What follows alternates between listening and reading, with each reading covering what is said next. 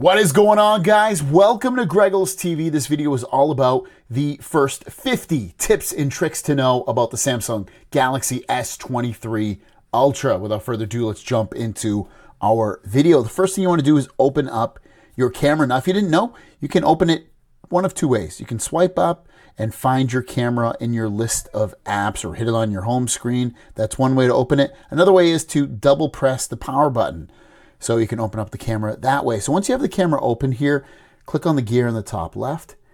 And there's a couple of things that we are going to make sure they're turned on. Make sure scan QR codes is turned on so that whenever you have a QR code, it'll automatically be able to scan it really easily. If you want to make a quick little GIF, you'll see swipe shutter button 2. If you click on that, you can hit create GIF. So what happens is choose what happens when you swipe the shutter button down and hold it. So you can create a little GIF. If you like creating GIFs and all those little animated photos that move, you can do that really easily that way. Scrolling down a little bit more in camera settings, you'll see shooting methods. Make sure voice commands is turned on. So anytime you have a camera open and you say one of these keywords right here, it'll automatically record a video or take a photo. This is a really cool one. It should be on by default, but showing your palm will also take a photo. So that way you don't have to be knowing where the buttons are at all times. Shutter sound, turn that off so that when you do take a photo, it doesn't make a sound. Swipe over to video now when you're in the main screen, and you're going to see FHD 30. Tap on that and go to one of these modes. Basically, you can go shoot up all the way up to 8K video. I like shooting in 4K 30. I think that's really, really nice.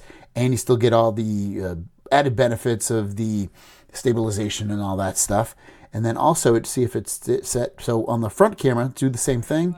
You'll see FHD, set it to UHD 30. Next thing you want to do is you will see that you have all these things. It says more. If you want to move any of these little features over, you have tons of these features. You want to move them down.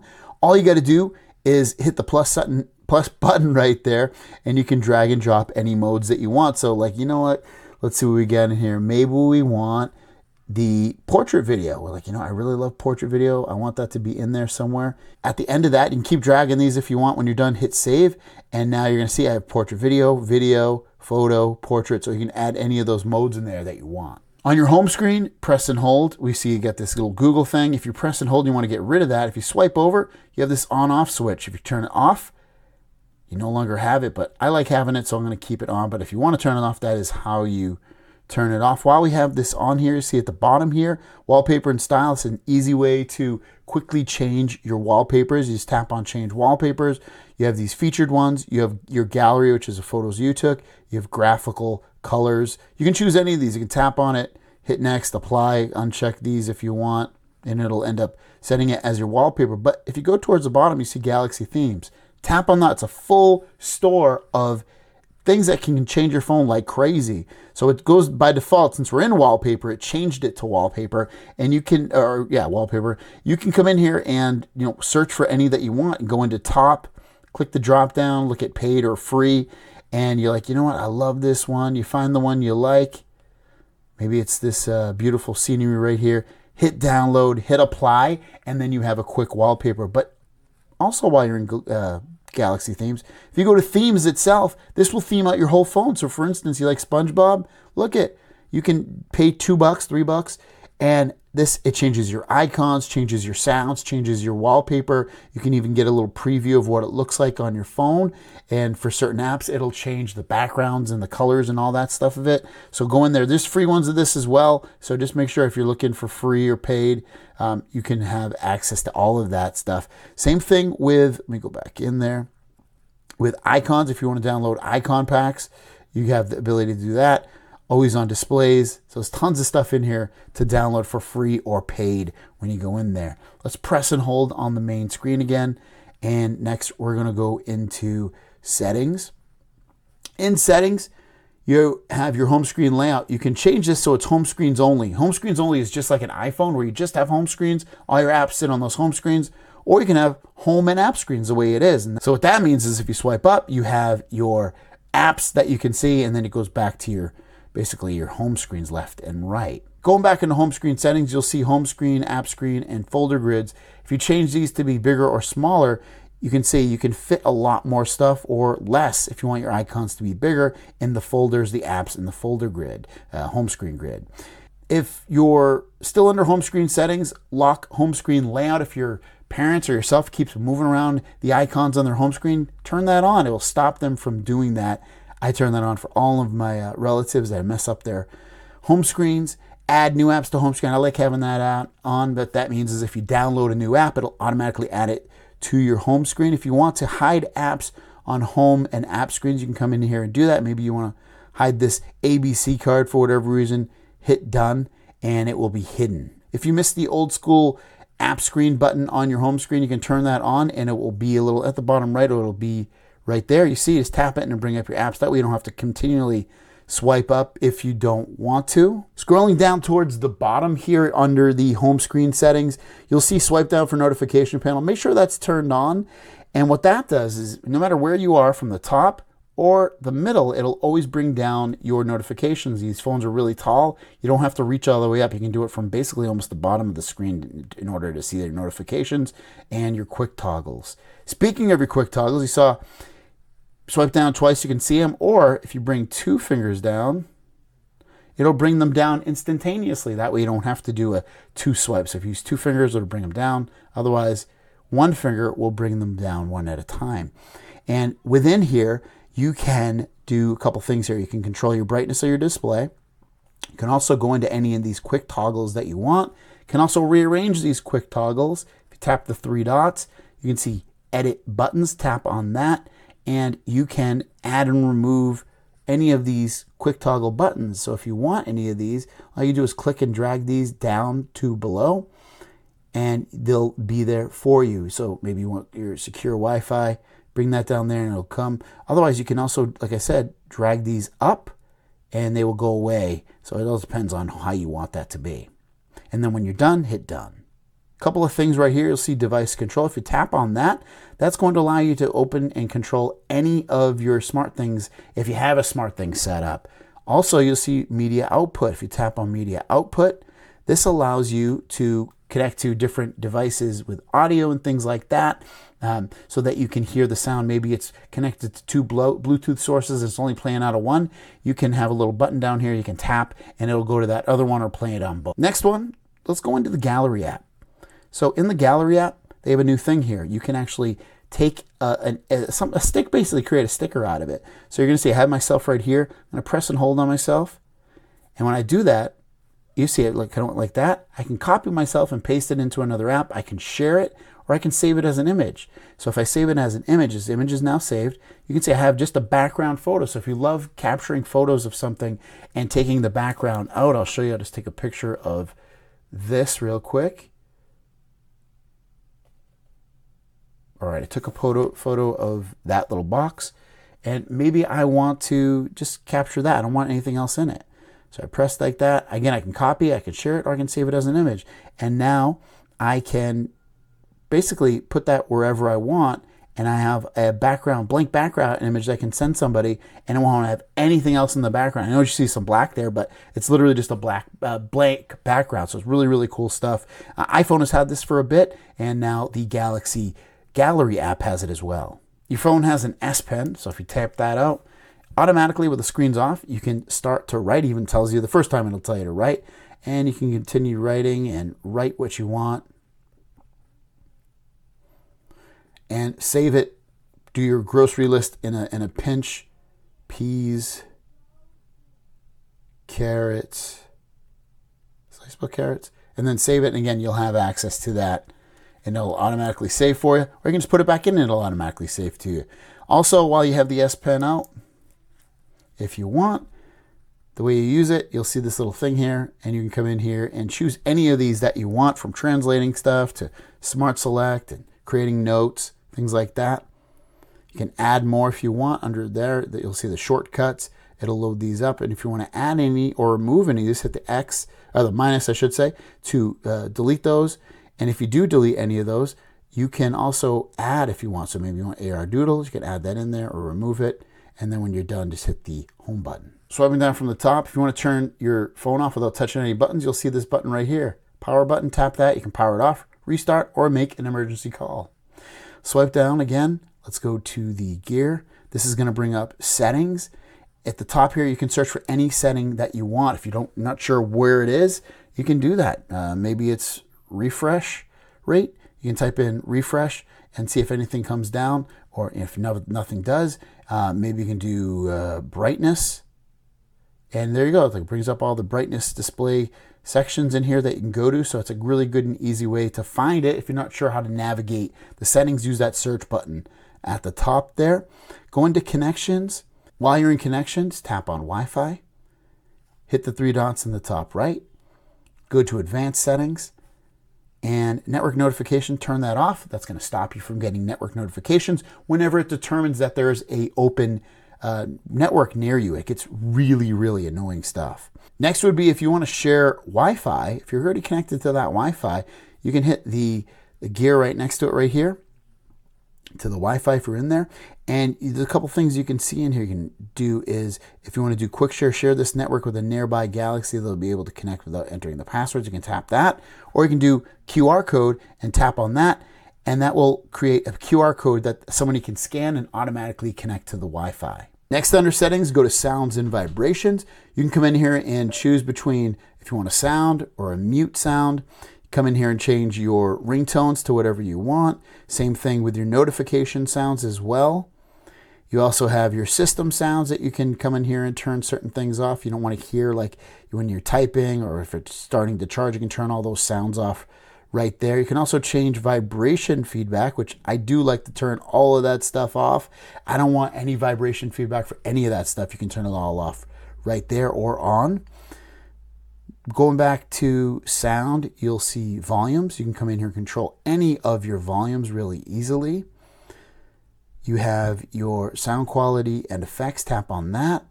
And make sure Dolby Atmos for gaming and Dolby Atmos in general are both turned on. I would set that to auto, and that should be great for that.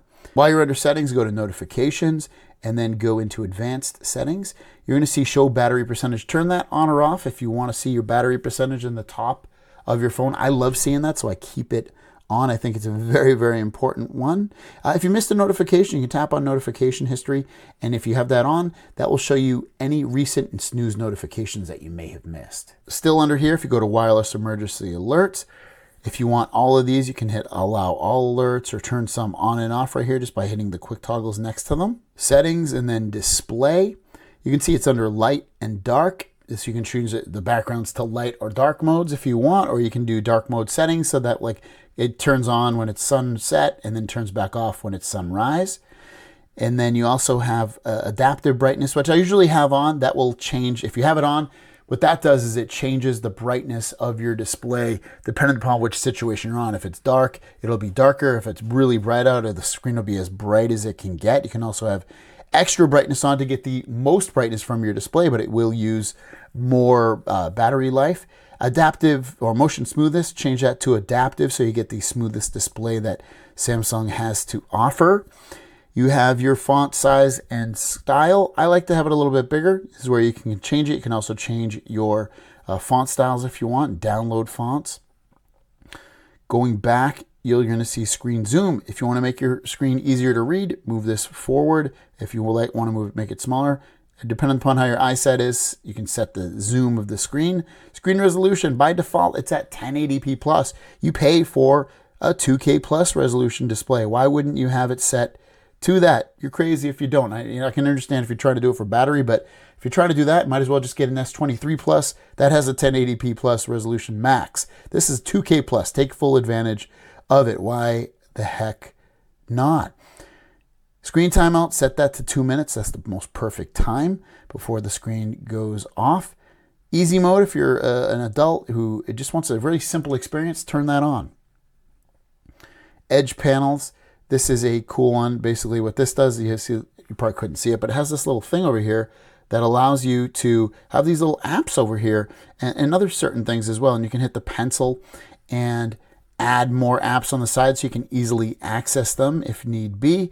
It's a quite helpful thing. So come in here and have some fun with your edge panels on there. Also under display, you'll see navigation bar. You can come in here and switch the buttons around if you want. So you got buttons, for instance.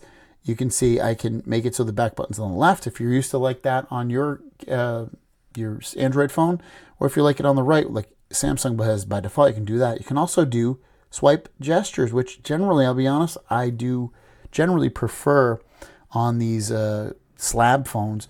And you can go to more options and you have all that stuff. So let me show you real quick. If you have the buttons, let's go right here. We got the buttons. So if you hit this button, this brings up your recent apps, home button, back button. And then on the gestures, a little bit different.